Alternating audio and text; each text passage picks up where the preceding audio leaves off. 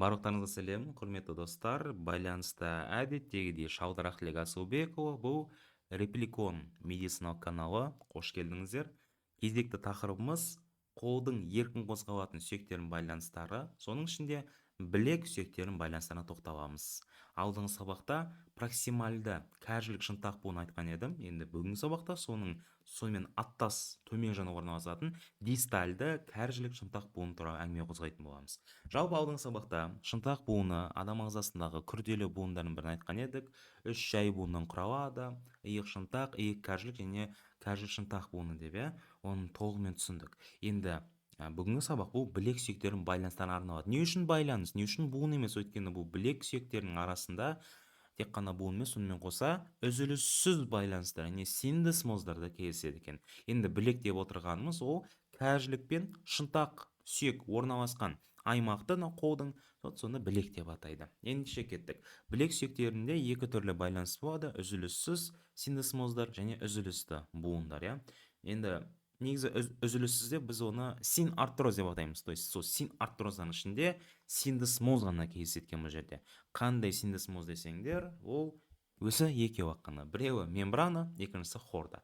Жалпы алдыңғы сабақта мен қиғаш хорданы бір көрсеткен едім. Хорда обликуа, ол жаңа айтқан мынау екі сүйек бар ғой, кәржілік пен шынтақтың арасында, именно жоғары бөлігінде сол екі сүйектің арасында орналасады екен мынау лигамента квадратумның астыңғы жағында.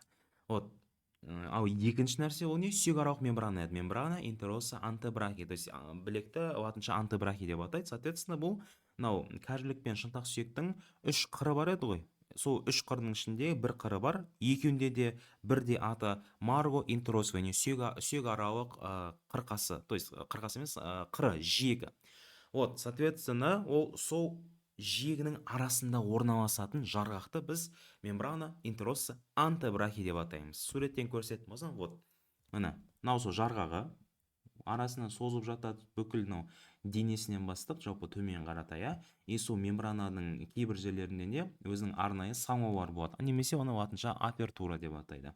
Ал мынау тұрған хорда обликуа, то есть қиғаш хорда, бұл байламға ұқсас, сол екі сүйектің арасында орналасады екен. Бұны енді мен атыстан емес, осылай көрсете салайын, сіздер де осыны мұғалімдеріңізге, оқытушыларыңызға айтып бересіздер.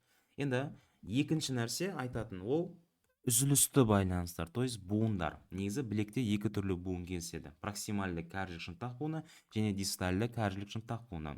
Мынау проксимальды кәржілік шынтақ буын біз алдыңғы шынтақ буында айтып қойған едік. Соответственно, сіздер бұны айтпайсыздар. Именно білек аймағы дейтін болса, тек қана мынау дистальды кәржілік шынтақ буыны, ол мына жерде орналасады. Мынау кәржілік болатын болса, мынау шынтақ сүйек, соның мынау жері. То есть білезікке тиіспейді. Білезік сүйектерінің қатысы жоқ, тек қана мына осы аймақ. Ал проксималь дейтін болса, ол мынау аймағы еді. Ендеше кеттік. Дистальды кәржілік шынтақ буыны, артикуляция радиоульнарис дисталис. Ол шынтақ сүйек пен кәржіліктің арасына орналасады. Буындық беттер дейтін болса, дәл мынау шынтақ сүйекте өзінің арнайы окружность болады, яғни циркумференциясы болады. Циркумференция артикулярис ульна.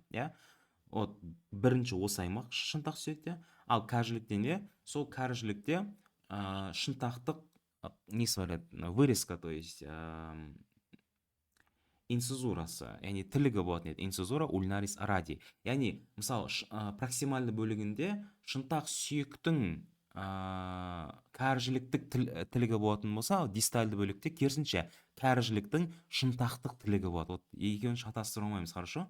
Осы екі жаңағыдай буындық беттердің арасында орналасады екен. Капсуласы және жалпы буыны. Сонымен қоса бұл жерде қосымша дискус артикулярис, яғни үш бұрыш немесе сол пирамидаға ұқсас, сол үш қырлы немесе әртүрлі айтады, үш қырлы, үш бұрышты пирамида тәріздес арнайы диск орналасады екен.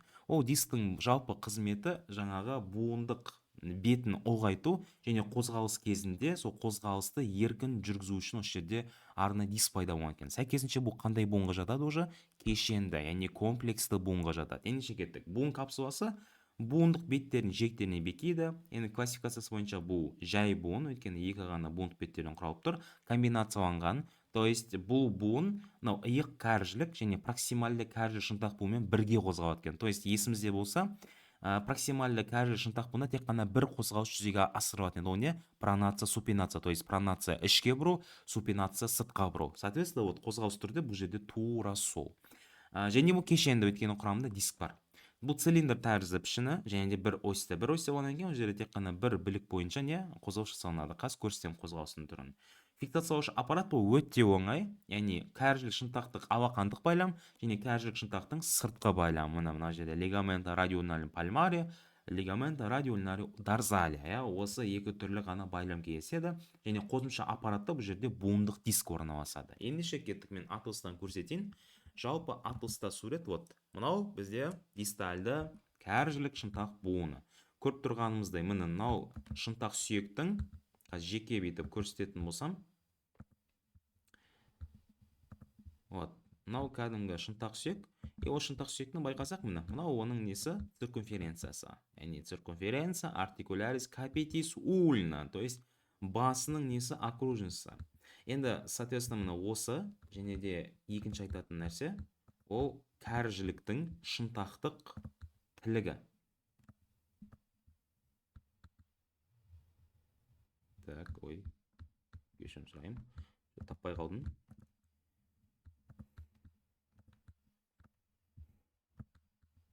Вот, мынау инцизура ульнарис, то есть кәріжіліктің шынтақтық тілігі.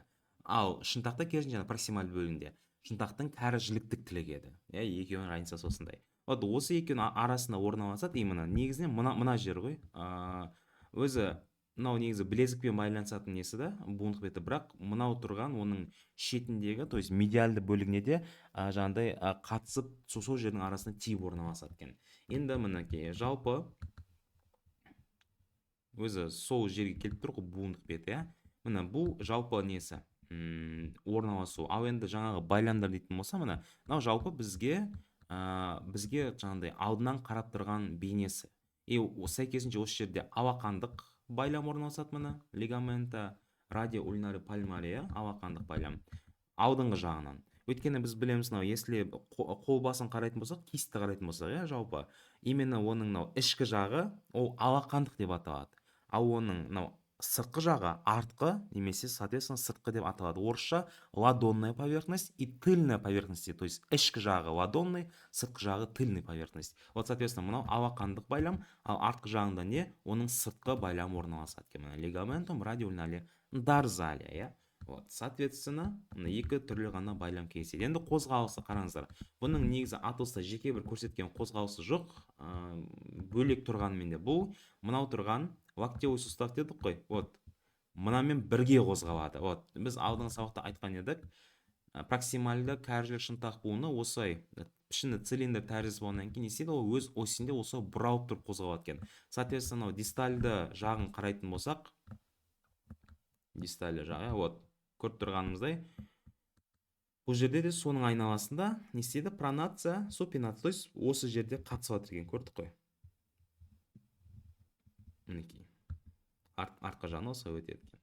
Вот, демек, если біз дистальды кәріжілік шынтақ буынын айтатын болсақ, жай ғана ішке бұру, сыртқа бұру деп оны айта салады екенбіз. Мінекей, жалпы бүгінгі тақырып бойынша осы ғана мәлімет. Яғни білексүйдер дейтін болса, жаңағы мембрана мен қиғаш орданы және осы дистальды бөлігінде орналасқан буынды айтады екенсіздер.